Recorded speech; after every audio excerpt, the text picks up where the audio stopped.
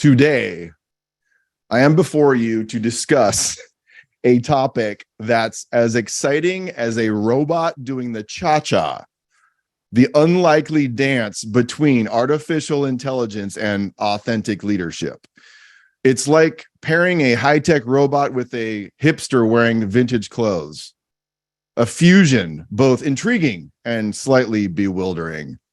I'm Dr. Rob McKenna, and welcome to the WiLD Conversation, where we make the best thinking in psychology, leadership, and organizational science accessible to leaders who are willing to learn and edit for their sake and for the sake of others. That is our aspiration. And today we're talking about this: artificial intelligence and authentic leadership. Now let's dive into the epic tango between AI, authentic leadership, and let's picture a robot CEO making data-driven decisions while rocking a crisp suit and tie. AI offers unparalleled efficiency and decision-making prowess. With its ability to crunch mind-boggling amounts of data, AI can spot patterns faster than you can say, "Siri, tell me a joke." It's like having a super smart sidekick with an endless supply of calculators. But hold your applause, folks. Authentic leadership, with its emphasis on self-awareness, emotional intelligence, and ethics, is the secret sauce that AI just can't replicate. Authentic leaders bring genuine human connection, empathy, and moral judgment to the table, things that even the smartest algorithms can't compute. While AI might be able to analyze mountains of data, it can't feel the warm fuzzies of human emotions. Imagine a robot attempting to inspire and motivate a team with its monotone voice. Now that's a comedy show waiting to happen. Authentic leadership thrives on genuine relationships and the power to inspire others. It's like the difference between watching a robot do a PowerPoint presentation versus witnessing as a charismatic leader captivating the crowd with their wit and charm. But fear not, my friends, because AI and authentic leadership can indeed coexist in harmony. It's like a quirky buddy cop movie. Each one brings something unique to the table, resulting in a dynamic duo that can save the day. To make this partnership work, leaders need to embrace their human quirks and leverage AI as a trusty sidekick rather than an all-knowing overlord. Self-awareness is key. Recognizing your strengths, your weaknesses, your values, and let AI fill in the gaps. Just like Batman needs his trusty utility belt, authentic leaders can use AI as a tool to enhance their decision-making powers. Creating a culture that values human connection and empathy is crucial too. And while AI can automate tasks, it can't replace the power of a pat on the back or a genuine conversation. Let's not turn workplaces into cold, metallic realms where robots rule. Instead, let's foster environments where humans feel valued and appreciated. After all, no one wants to be replaced by a robot boss, right? Ethics, my friends, is another critical aspect of this dance. Authentic leaders must ensure that AI systems are aligned with their values and don't go all Terminator on us. We don't want AI making biased decisions or taking over the world while we're busy sipping our morning coffee. Like, leaders need to keep a watchful eye and ensure that AI is fair, transparent, and accountable. Don't worry, we're not asking you to become robot babysitters, just responsible leaders with a touch of AI oversight. Finally, let's remember that this dance is ever evolving. AI technology is advancing at warp speed, and leaders must be ready to adapt like a break dancer at a techno party. Stay curious, agile, and open to new possibilities. Embrace AI as a chance to shape the future of leadership, a future that preserves the human touch while tapping into the amazing potential of technology. And in conclusion, folks, AI and authentic leadership that dance is no joke. It's a partnership that can lead us to exciting new frontiers. So let's put on our dancing shoes, crank up the AI algorithms, and create a symphony of leadership that's both human and high tech. Full stop. Put on the brakes. Prepare yourself right now for a severe transition. That entire statement I just made was generated by AI. I'm serious. It was, write this in the chat right now. What are you thinking and how do you feel? The only thing that is me in everything I just described to you, outside of my intro of I'm Dr. Rob McKenna and welcome to the WiLD Conversation, and this is me, and I could tell you why that intro matters to me, the whole thing, is that I asked ChatGPT to create something for me with one simple statement. Create a 5,000 word speech for me that is about the relationship between artificial intelligence and authentic leadership. Oh, and the next two pieces are me too. After this AI platform wrote the speech, I asked it to cut it in half. It was too long. And then after that, after trimming it, I asked it to make it funny. That's it.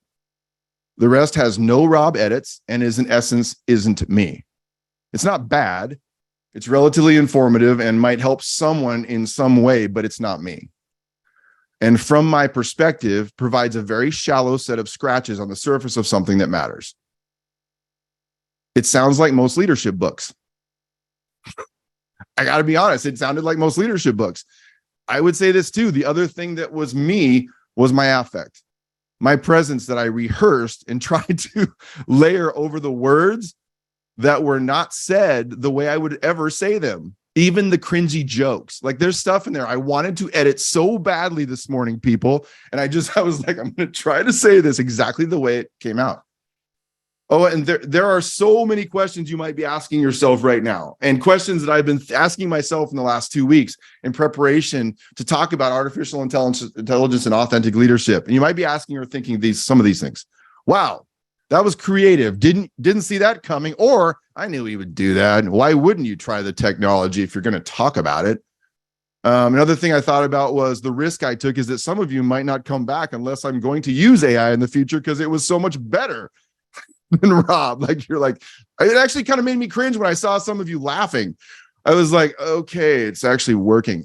Some of you are thinking, I feel lied to. I'm not sure I'll ever trust Rob again, or worse, I didn't trust him in the first place. He simply affirmed my distrust. And I hope that's not true. Another thing is, how will I ever know if AI is what I'm hearing or an actual person? Thanks for that, Rob. To question everything you hear from now on. I don't know if that's good or bad. Others of you are thinking more existentially. Will it even matter? If so, why will it matter? Some of you, others might be thinking practically. I don't care if it matters. Will it help me write, get there faster and get it done more, like help me make more money and get everything done quicker? So first off, let me assure you that everything I'm about to say is from the fallible, mistaken, but convicted, relatively experienced leadership thinker who is still and always will be working it out, and who cares deeply about you, almost to a fault sometimes, who is uncomfortable in many social interactions after 4 p.m.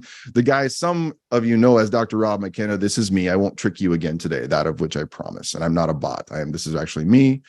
What did I learn? And have I learned interacting with the technology in its current form? Honestly, I wrote a very clean set of paragraphs. It wrote a very clean set of paragraphs that were better than many of the first paragraphs written by my graduate students when they first entered graduate school. The humor was cringy at best, and it took everything in me not to edit things so you might believe it was me.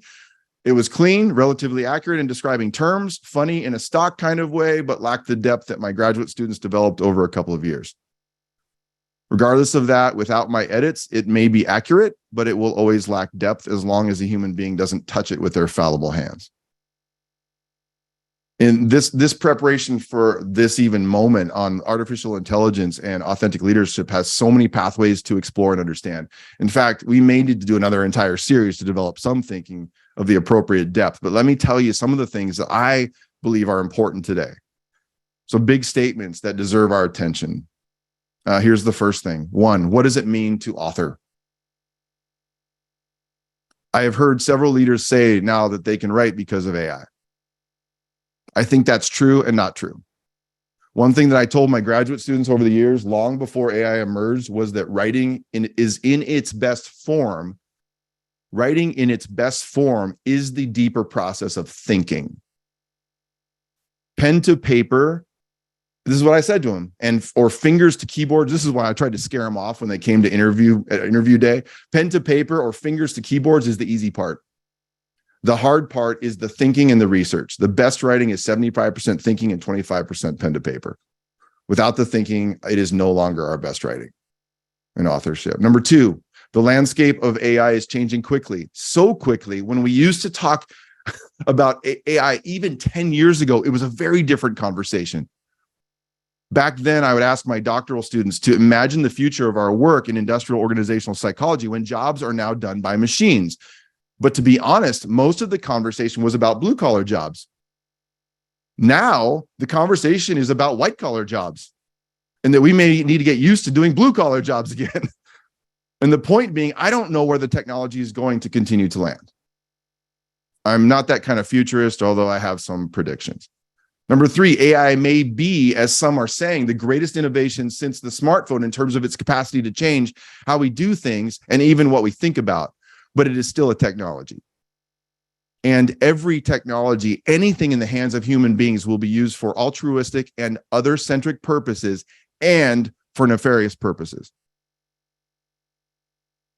In any conversation about anything, politics, technology, theology, psychology, and leadership, what we are going to have for lunch or the 10 tips for better marriages, we can never dismiss the reality of our capacity as human beings to serve as a redemptive force in our world or to do great damage. And that capacity, I believe, is in each of us and is always there. Like, we can't have a responsible conversation about this without putting that on the table. Number four, AI, just like the typewriter, the personal computer, the printing press, and electricity, and everything atomic and nuclear, this technology can help us. I once had a leader come to Seattle to ask me whether or not you could mentor people online, to which I said, I don't care about that question. And I said, of course you can. And I think one of the fundamental assumptions behind his question is that we're doing face-to-face mentoring better anyway. Like, we're doing it well. So let's talk about this other thing. And I'm like, if you could do it better online, then do it. If it helps us do us better, let's do it better. And then number five is this: what matters? Who matters?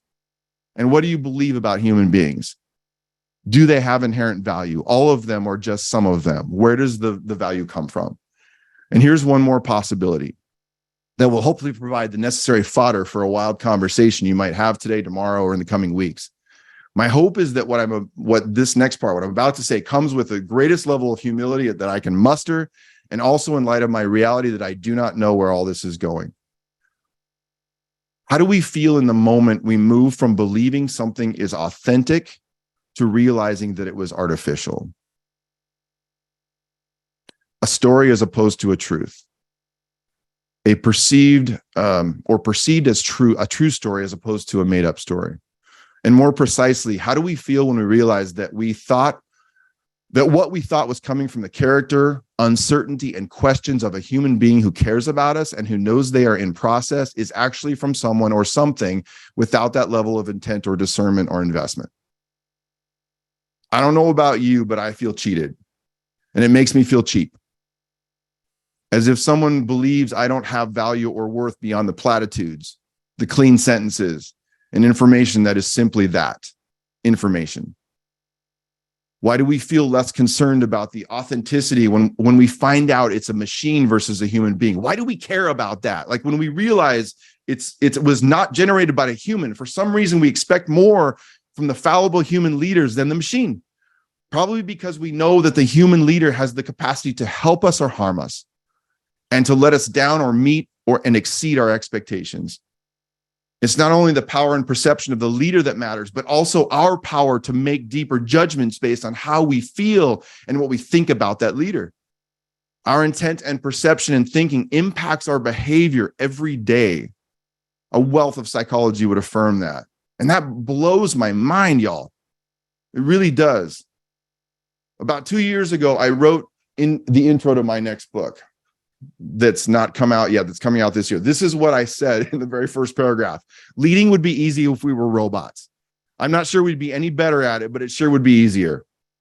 If we were robots, our programming would just tell us what to do and we would do it. We wouldn't have to fuss with all the feelings of other people, what they think about themselves and what they think of us.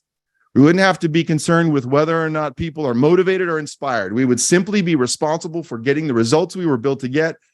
And when we didn't get them, we would just be replaced by a better robot. But until leaders are robots, it's not going to be like that. Leaders aren't machines, and neither are the people we lead.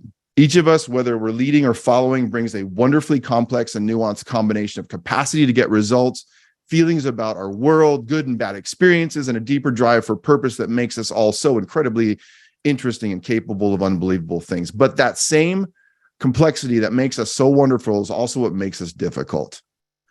We aren't robots, and I'm thankful for that. Sure, we bring some wiring in our DNA regarding our personalities and our strengths and limitations, but we also bring an experiential story that has shaped our capacity to lead and who we are. And the problem is that we too often we understand so little about who we are and the person or leader we've become. And sometimes it feels like just too much work to become just a little bit more self-aware, let alone more effective.